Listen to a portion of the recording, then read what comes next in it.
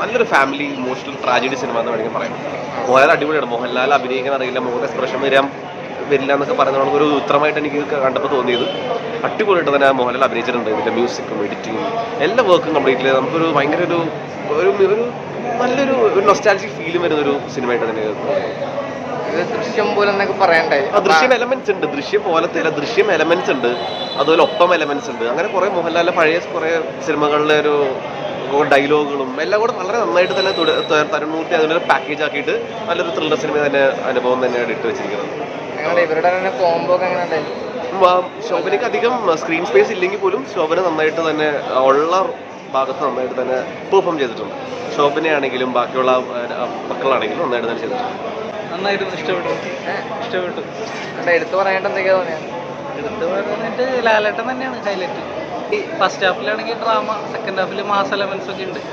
ദൃശ്യം പോലെ ചില ഭാഗങ്ങളായിട്ട് തോന്നി, പക്ഷെ എനിക്ക് അത്രയായിട്ട് ദൃശ്യത്തിൻ്റെ ഒരു ഇത് തോന്നിയില്ല.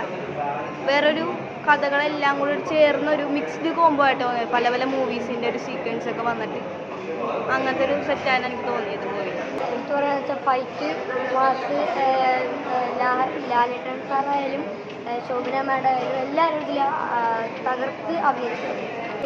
എല്ലാം കൊണ്ടുള്ള ഒരു പടമാണ് തുടരും.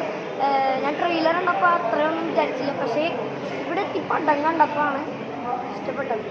ദൃശ്യം പോലെ എന്നൊക്കെ പറയുന്നുണ്ട്, അതേപോലെയൊക്കെ തോന്നിയാ?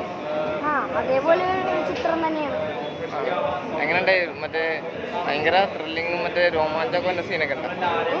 രോമാഞ്ചം വന്നൊക്കെ സീനുണ്ട്. നമ്മുടെ റോമൊക്കെ എണീറ്റപ്പോൾ അതിൽ ഫൈറ്റ് ഉണ്ടായി.